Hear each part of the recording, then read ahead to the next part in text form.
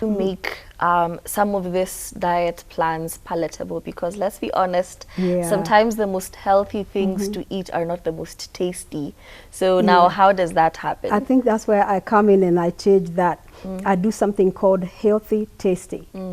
This means you change your meals or you change your menus so that you're not making something boring all the time. People feel like they're punished when they go on a diet. That's why they don't do it. You know, it's like you're punished for a month. You're like, oh, I can't wait to get this done. You want to make it tasty. If you have a tasty breakfast, you don't have to eat bacon and eggs in the morning. You make avocado toast in the morning. That is zero cholesterol. Avocado is a fat. It can make you gain weight, but it has zero cholesterol, so you want to be careful with that. Or you can eat cereals like oatmeal with berries. Very healthy, good for weight loss. But when you load yourself with a lot of fat, and by the way, bacon is not a meat. We like to call it meat. But it's not.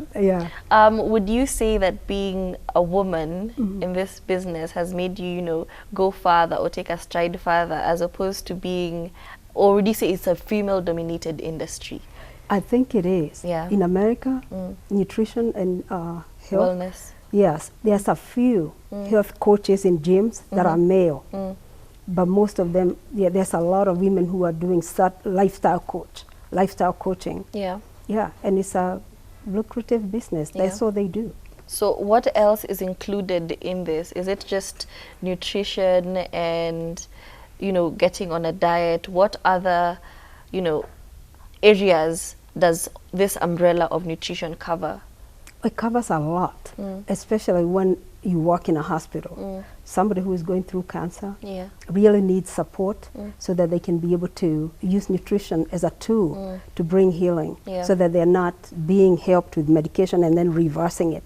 So by the way, you know, stuff like soda are not very good for people with cancer. So you start educating them. You start educating them what foods can be used in your diet to reverse the cancer cells, to kill the cancer cells.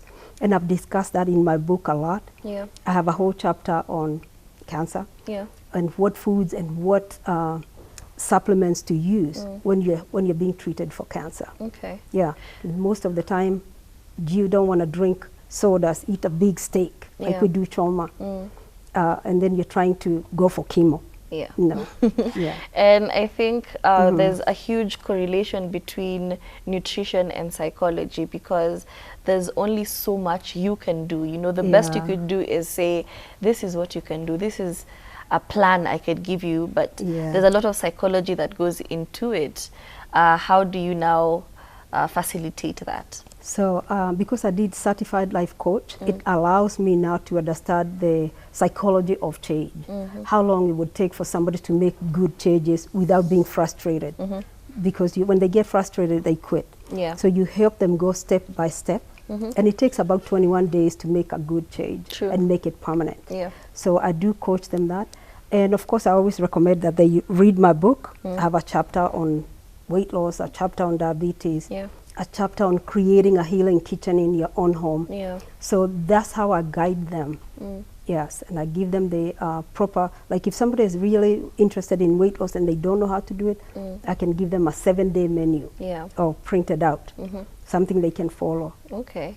And would you say you put yourself as a business owner first or as a nutritionist first? I think it's both. Because when you come into the office where I do the business, it is an office. I have to pay rent. So it is a business, but they come in and I give them proper care, because it's, you know, when you're taking care of people's health, you have to be very sensitive towards that. And who would you say would be your ideal clients?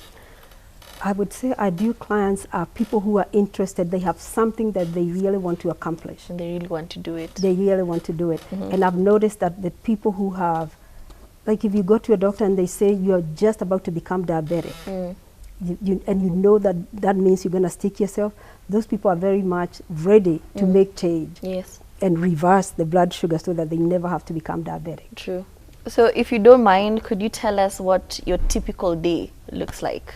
My typical day, I get a lot of patients with diabetes. It's booked ahead of time.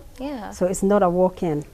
So most of the people who book the appointments are those who don't know what to eat when they have diabetes. And I get a lot of cholesterol.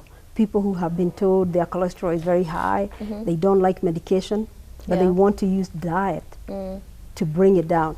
So my day is full of that. I have at least 8 people for the day. Yeah, maximum. And I see somebody for 45 minutes. We talk about their problem, and then I give them a follow-up appointment to come back. And